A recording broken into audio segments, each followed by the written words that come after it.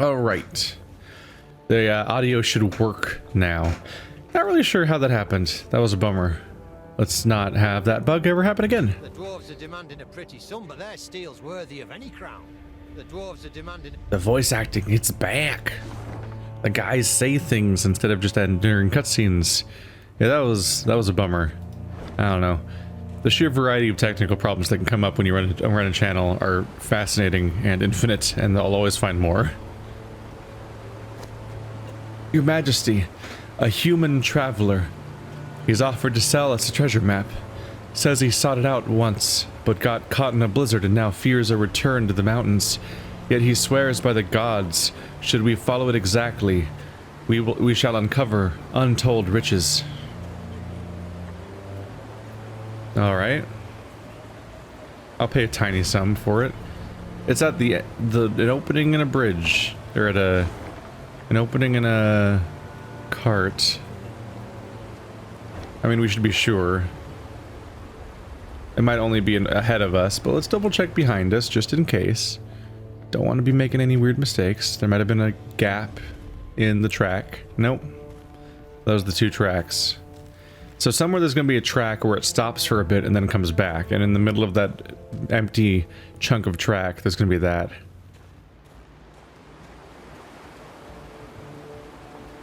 If I can even ensure that I remember that I got that map in the first place. Yeah, let's wrap around to the south. Always take the least direct route possible to maximize discoveries. That looks like an avalanche that might happen to me. Let's just keep going before we find out the hard way.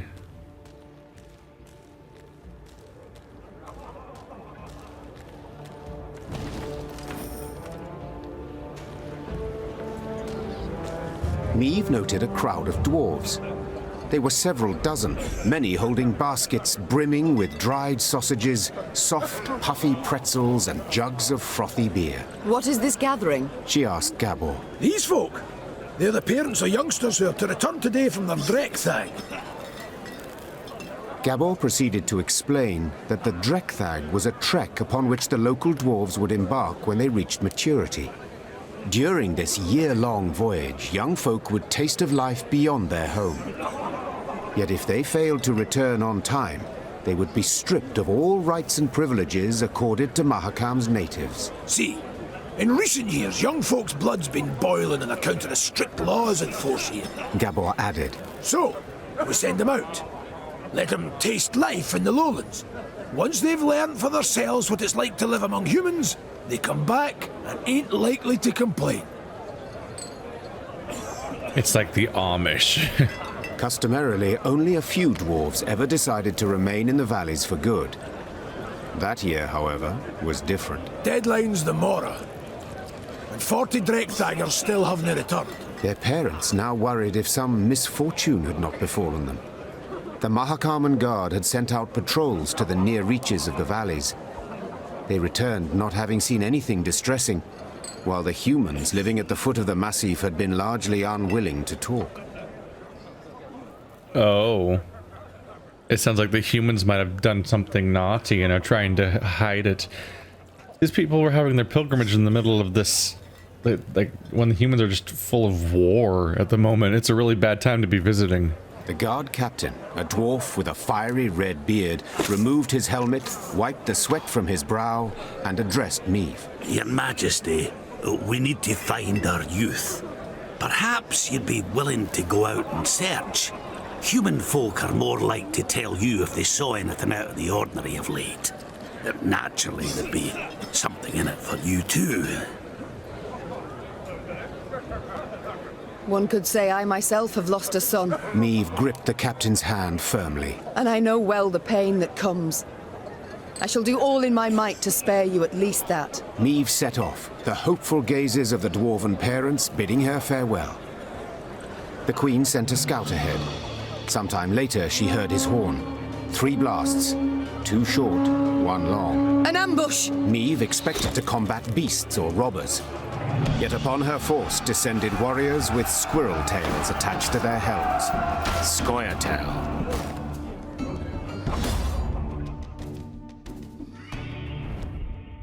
So nice of these gorillas that are trying to go undercover to just, you know, announce themselves with squirrel tails. The missing Drekthagers, that's a hell of a word.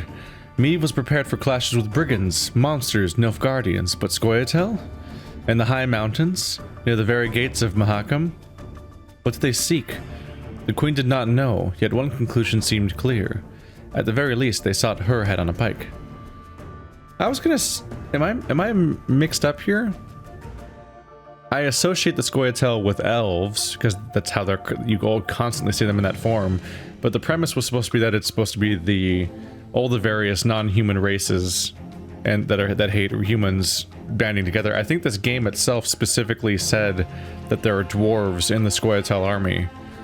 Like, it's just all the different races. There's just a lot of elves, because the elves are very angry. But I think that was the case. So I'm wondering what they're doing here, too. Yeah. The Mahakam should not be their enemy, presumably. I mean, I'm sure I guess it depends on whether or not the Mahakam choose to actively antagonize them because of the bullshit they pull. But racially, not their enemy at least. Draw and play 2 bliss units from your deck. I'm looking forward to trying that one. Lightning guy is here, Lyrian Horn is here. A healer.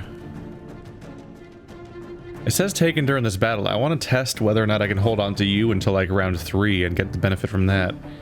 Ooh.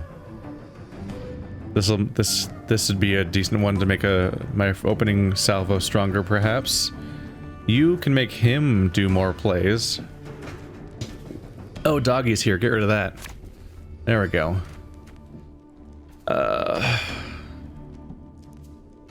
You're not amazing, although if it's Scoia'tael, we are going to be taking damage. So he will get strengthened. But there's other people I'd rather have. I don't have the bear. So you're a little overdone. Maybe.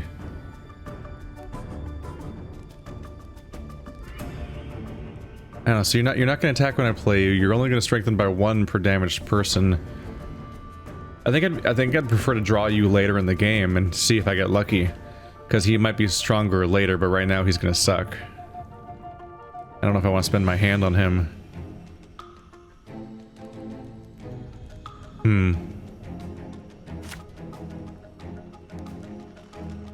This guy will at least attack for 6. It's something. I'll give it a go.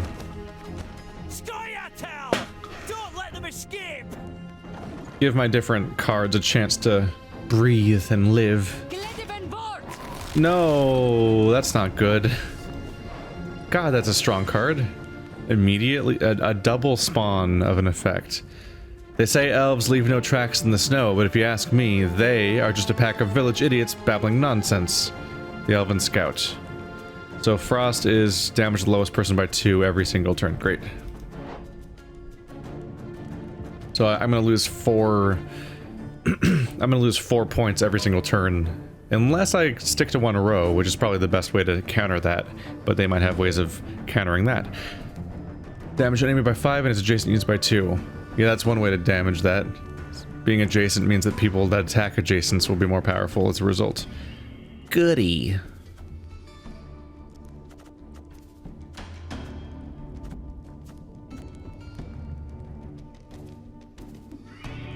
I'll just plop you down first. For obvious-ish reasons. But he can damage, you can damage 2, you can damage...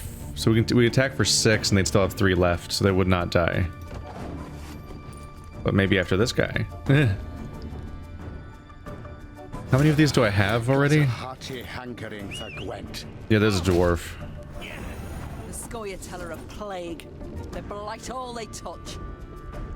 The takeaway is probably that, unfortunately, the dwarves that went down the hill probably all got... They probably all went and joined the... They probably just went and joined the Scoia'tael. I do have 2 more. Okay. Just double checking how many I have. Every turn on turn end, boost self by 1 if biting frost is on an enemy row. Oh, great. So he's just a fun little free boost you get. Hunting on Mahakam's craggy cliffs is not particularly easy, but nor are dwarves particularly put off by danger. Ah. Who's gonna get stronger every turn unless I can get rid of this, which I definitely don't have the ability to do. Okay. Not great news for me.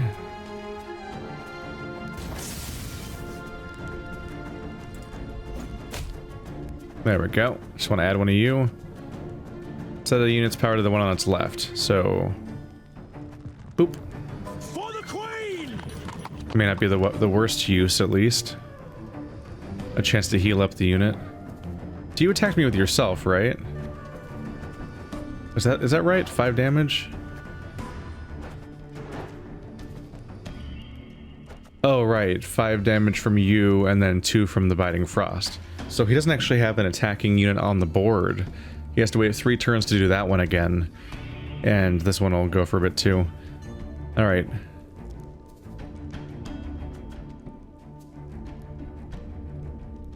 Is it worth spending it on this for only 7, I wonder?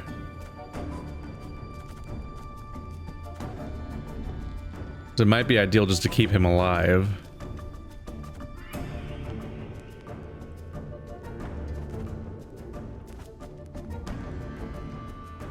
It is nice that whatever damage taken I get to keep and hold on to for later.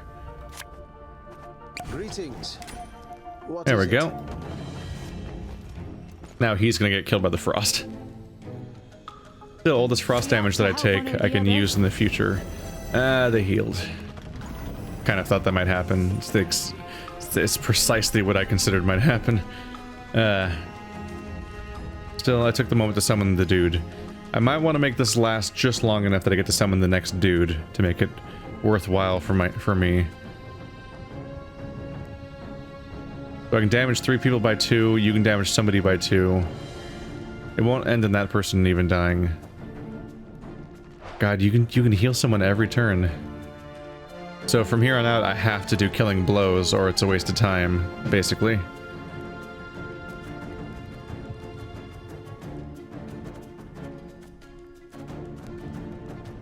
Or I could just attack you directly with this.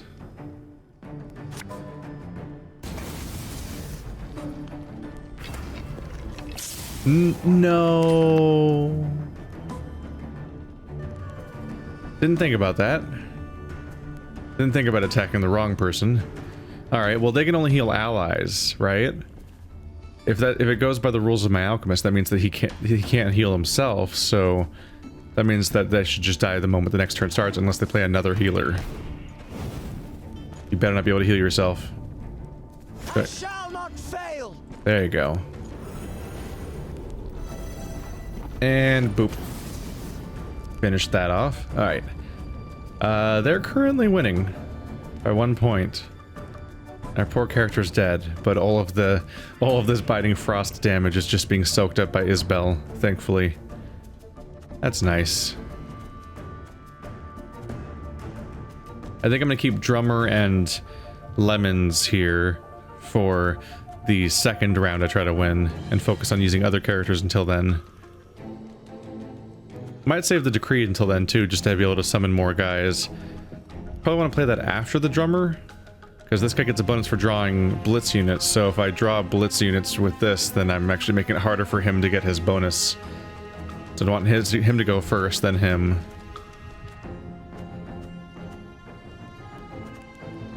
It's a little early to play the Slinger.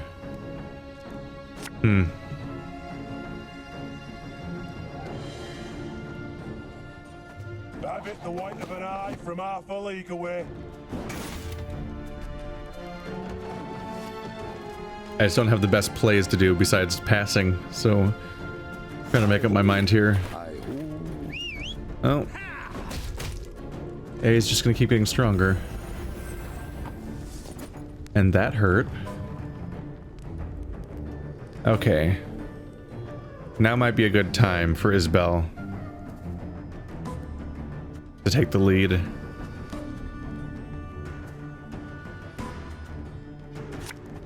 Because he just did his big attack, so unless he uses something else to attack her, she should be safe, I hope. I'd hoped we could solve this some other way. Especially since the ice is going to attack that guy.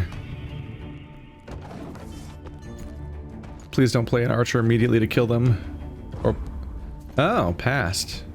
Okay. I think they have enough of a lead to win. We'll see about that. There we go. That was enough. Downside being I still have to play another card. Shit. Because that's the rules. Unfortunately. I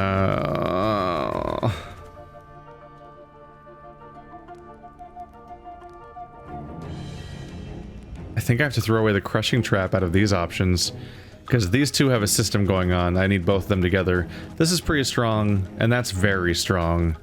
So if I'm forced to play a card, it's going to have to be this one, I think. There we go. We win.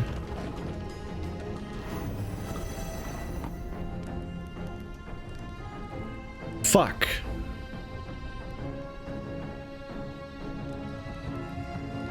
Fuck.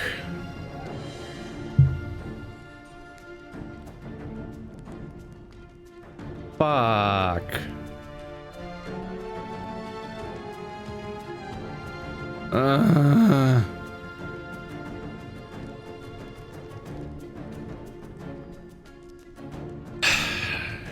I didn't fully consider the fact that, of course, everything's going to reshuffle.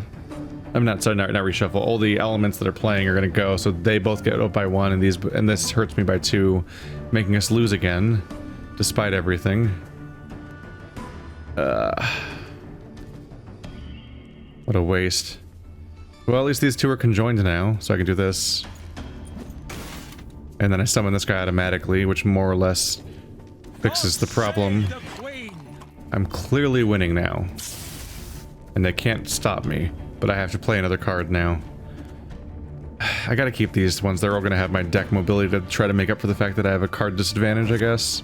But this, using this guy here sucks. Alright.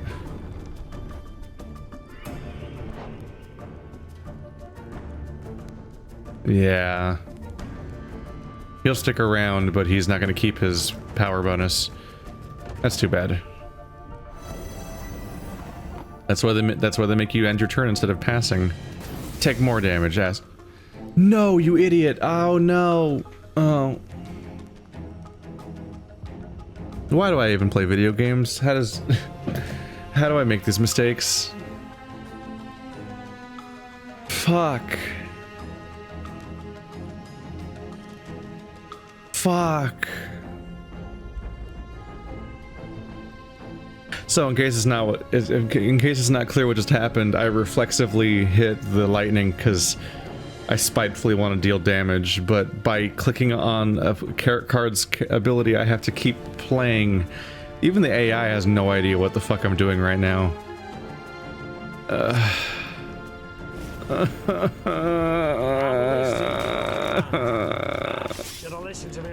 You idiot. Well, now I'm gonna lose. I can't believe I just did that.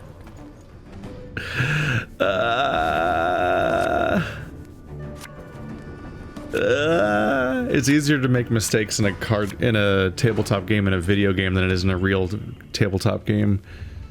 Just because of the fact that that kind of stuff can happen where you do the dumbest things. Because one click is so much easier than actually...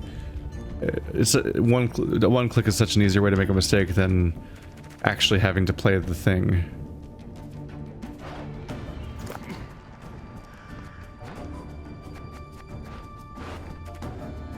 So I can get Pitfall Trap with that, which would be good.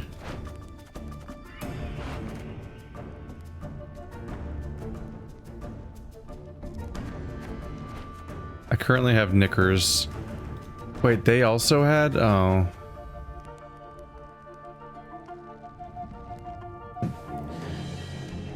So they had Resilience, I guess. I didn't take note of that before. So they're already winning. Great. Great. I don't think Ek is that useful to me right now. I mean, I guess he's useful for counteracting the frost, but oh, the frost is gone though.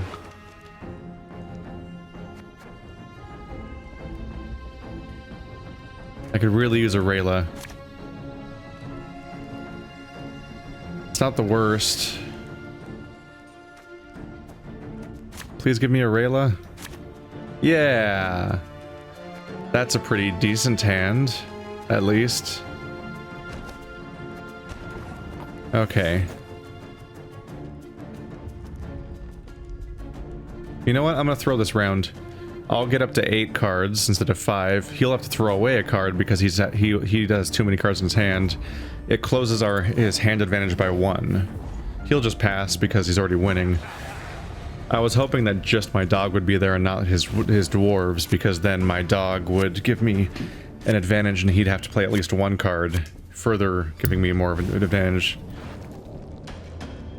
But nope. But here I am with a larger hand, so I got that going for me.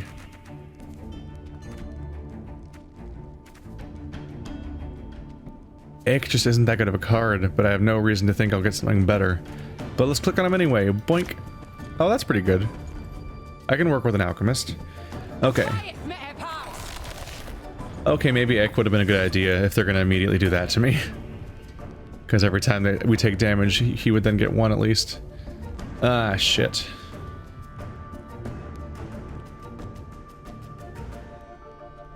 This guy benefits from alternating rows, so I would want to be playing on opposite rows, but they just gave me Biting Frost, which means that means I'll be taking 4 damage per turn instead of 2, which isn't really counteracted by him giving me 3. So unfortunately, he's gonna suck. He's just not gonna be a very good card.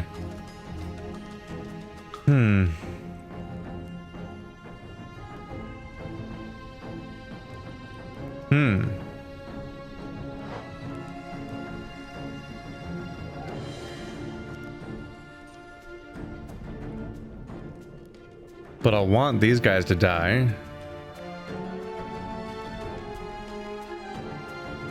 So I can play the Rider first, then play the War Wagon here, then once per turn tell an infantry to go down, so he'll go down and buff that infantry, then summon a guy up here, and that guy will get buffed up here.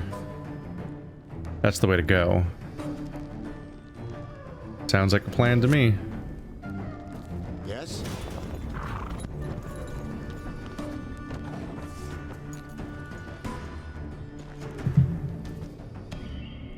None shall tread on us. None shall tread on us. Ow.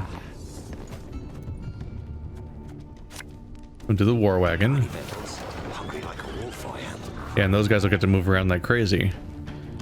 Then he'll go down and get... Well, one of them's going to die from the frost right away, actually. So that somewhat reduces that plan. Oh, no, you're going to die from the frost because you have 1. Okay. You didn't... you attacked me. Right. Because he doesn't attack. He just gets stronger when certain units... he's going to get stronger by 2 whenever these guys are defeated. That's not really great for me. Alright. I've already played my card.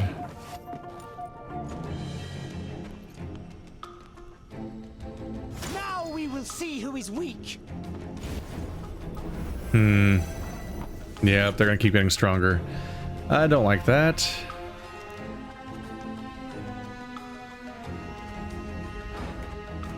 Oh. I drew the pitfall traps. There's nothing to draw from my graveyard now. What do you do? Damage unit by 10 if it was destroyed, deal enemy remit. Yeah, that's not bad. Okay. I want to deal with these guys if I can.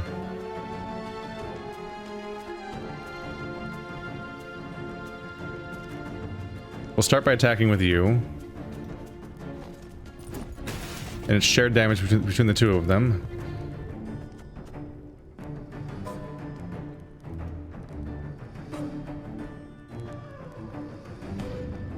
Before I do anything else, I want to move you first, causing you to get boosted. 10 damage, then it moves on to another target. But if I use you now, you'll attack the wrong guy. Okay, so let's start with here. For you, pal, anything. There we go. There we go. So I want them to stop. Ah. He's about to get killed.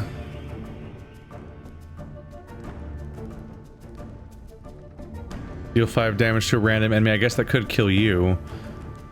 The question is, do I want to move you down here, then summon somebody else to get them boosted by 3 instead of... and then eventually let you die? Or do I want you to die now? It'll take 1, 2, 3, 4, 5, 6 turns to kill both of you if I wait it for this thing to kill you over the course of the game. So maybe I should just let him die now. Maybe you'll kill that one. And then this one will die in a few turns, unless they attack him directly. Yeah. That might be better.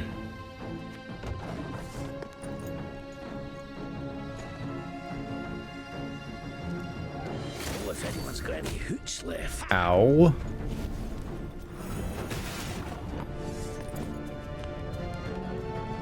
So he was the one that was attacked. Dwarven mercenary, damaged 2 enemies up by 3. The key's mixing pleasure and business, like smacking foes and getting coin for it. Alright, yeah, the dwarves have clearly joined the Scoia'tael. And that's what's the problem at the moment. So he's gonna be dead soon. Not quite worth using you, you're not going to get a kill, so I should save you for now. The unit's power to the one on the left. Let's play Rayla to the left of the rider.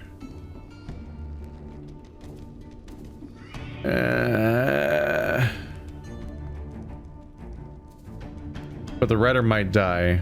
I'll risk 2 points to put it here instead. Because the rider might die too soon, and then she'll just have no one on the side. He's only 2 stronger. And then I can set use the alchemist to buff him. Alright. Please don't die, Rayla. Was Rayla always that strong? A 14-5? Oh. Strengthened by 2 whenever a Scoia'tael is destroyed. God damn it. Alright. Well, that's a bummer. Yep. So yeah, she's getting stronger every time any Scoia'tael is defeated because that's her effect. I haven't had a chance to see that in a while, but that's what's going on there. Unfortunately, they managed to kill both of them, so thanks for that. Yeah, they played another one of these guys. You attack for... you'll damage for 4, which is still not enough. Okay.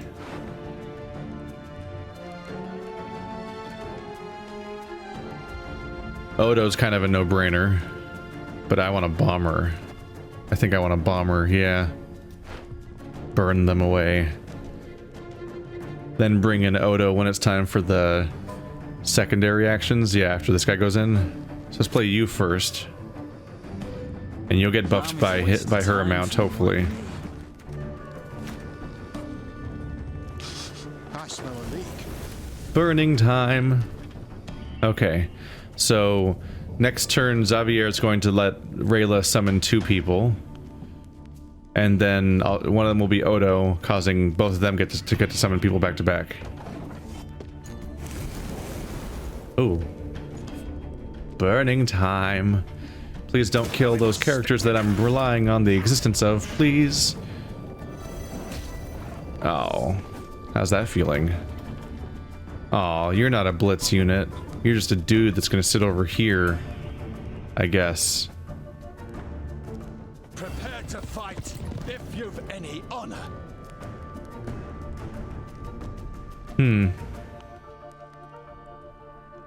Yeah, you'll get a kill. Get rid of that character before they can heal them, and then Rayla gets stronger. So you've both gone. Getting to work. Alright, summon somebody who's not Odo, then somebody who is Odo. A second bomber wouldn't hurt. Another drummer wouldn't hurt. Just to keep summoning more dudes.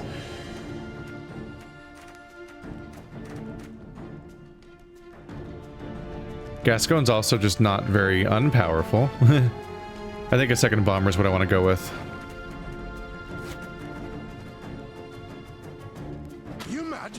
Don't say that. Burn both their rows. And then bring on the Odo.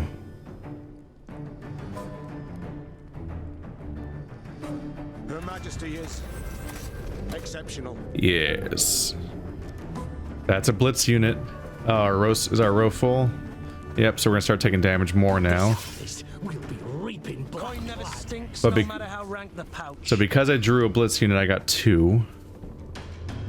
And could try again. Blitz, human.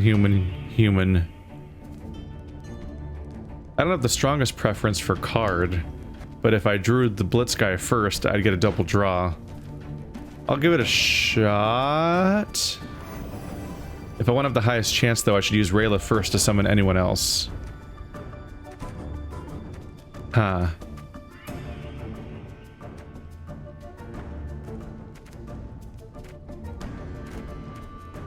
There's 2 blitz cards there. That's not what it showed a second ago, was it? I will have a chance to upgrade it. We'll have at least one chance to boost that guy by 7. So he may be the right call. But this guy could just cause some damage. Yeah, I think I just want to outnumber them. But you're a blitz unit. I want the other guy to draw the blitz unit. There's 3 blitzes. And I want to have a high chance of that working out. It has to be a slinger then. Bigger they are, easier they are to target. There we go. He keeps getting stronger. And now blitz. Yes! It actually worked. I drew a blitz unit. I live to serve you. There we go. This has turned around significantly after my horrible mistakes.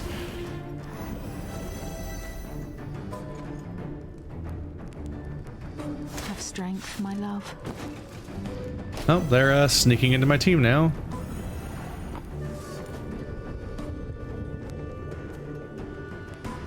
Damage adjacent unit by 6. Units by 6. If they were destroyed, move to the other side of the battlefield. God.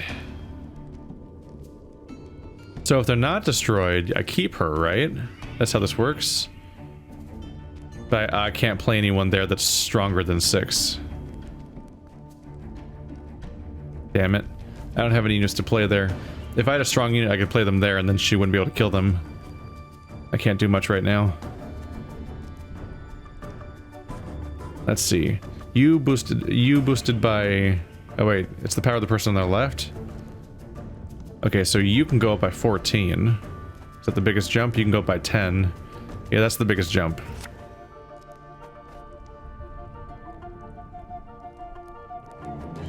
If anyone asks, you've not seen me. Getting stronger.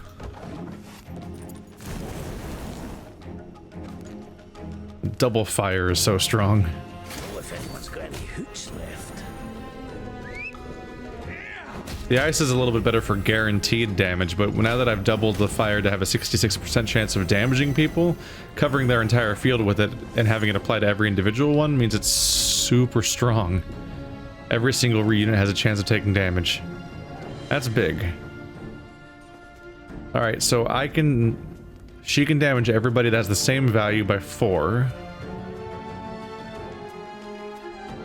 So these 2, but that one has shield and so on, so it's not great. Alternatively, I could use the spike trap. Oh, that's 3 damage now instead of 2. Back when it was 2, I could have put it here and then attack them both with Meve. No, not this time. 1, 2, 3 would take you to 8, and then you'd be tied with the Elven Mercenary, but she's also armored, so it's a little weird to attack her, I guess. I don't know.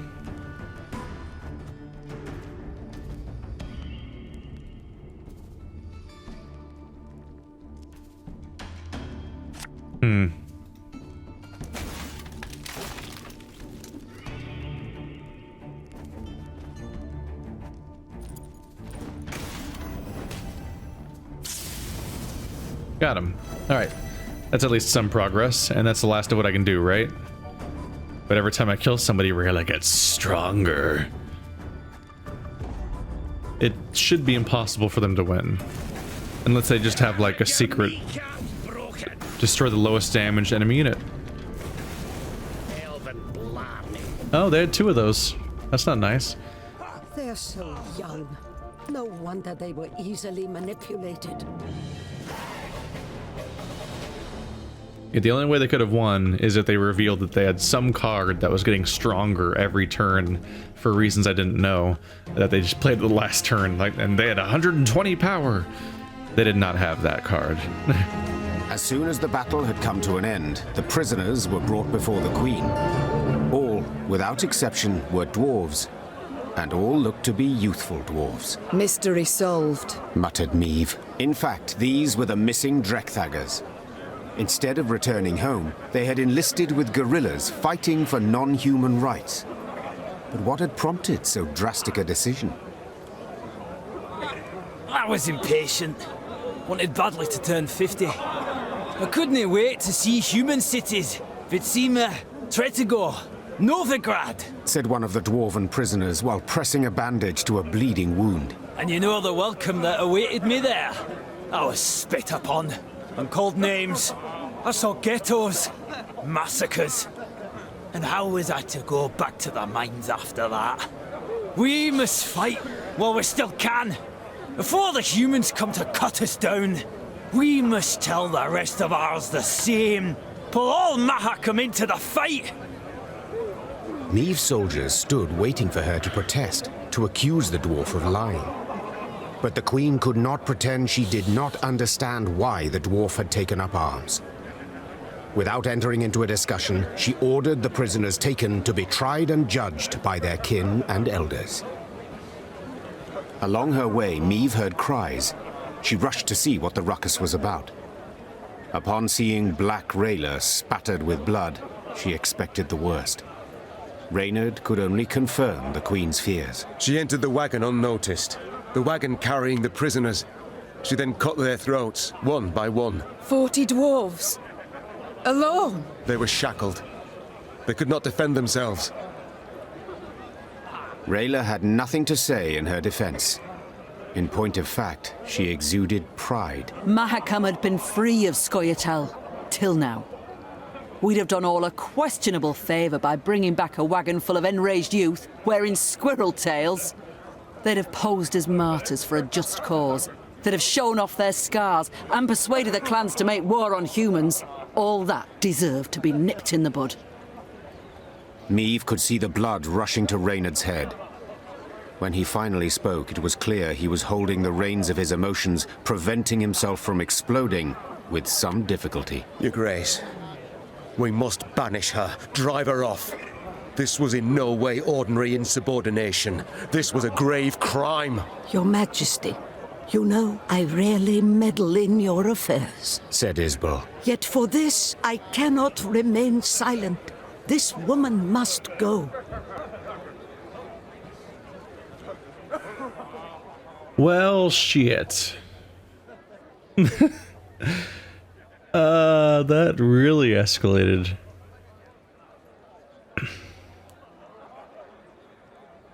And here I was thinking the opposite to some extent about how having all of these Scoia'tael prisoners getting their correct trials and not being executed by the humans they hate so much might be a sign that makes them question what led them down this path in the first place. Now all of them are dead, including the one from the previous page of the story. And Rayla killed all of them themselves. It's impressive to have killed 40 people without anyone noticing.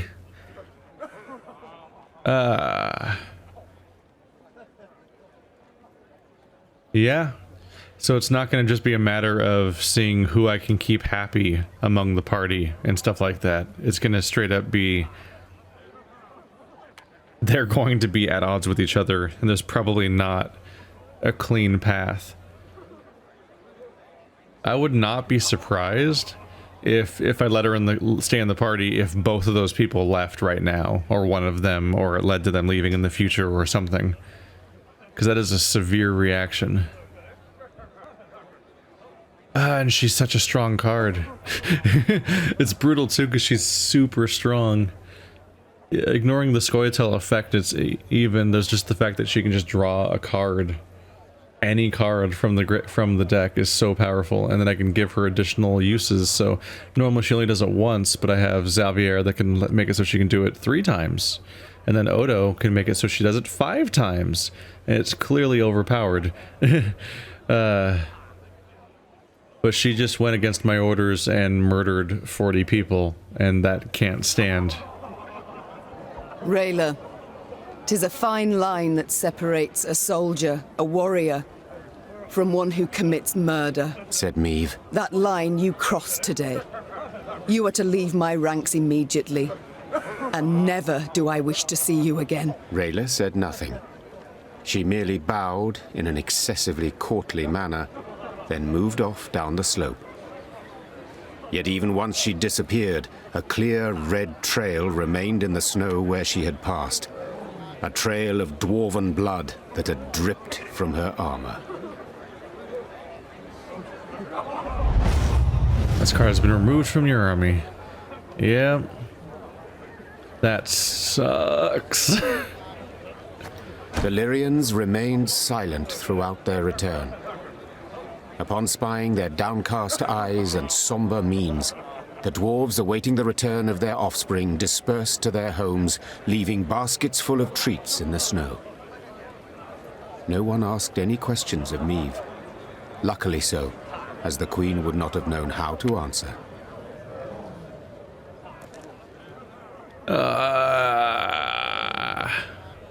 So we know what happened, but it sounds like no one else is going to know what happened.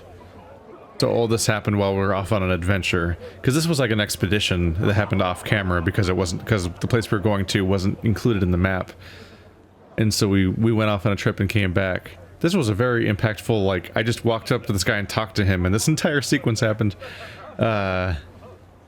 Shit.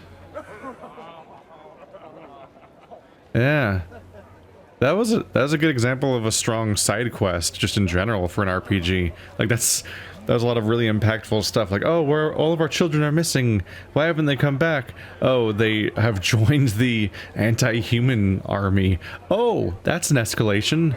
Then after a big battle, your own person against your orders massacres all of your prisoners, and you get to choose whether they stay or go. And I believe our decisions up until now affected whether or not she was still in the party. There was people who said that, like, Meve left their party when they left the second map and came to the third map, for example. So, like, the idea of whether or not she came with us was, I believe, a variable. The same, and Rayla was here on the orders of that other king, so the same guy who gave us access to this entire map in the first place also gave us the person that massacred 40 people. CD Projekt Red refuses anything approximating easy answers.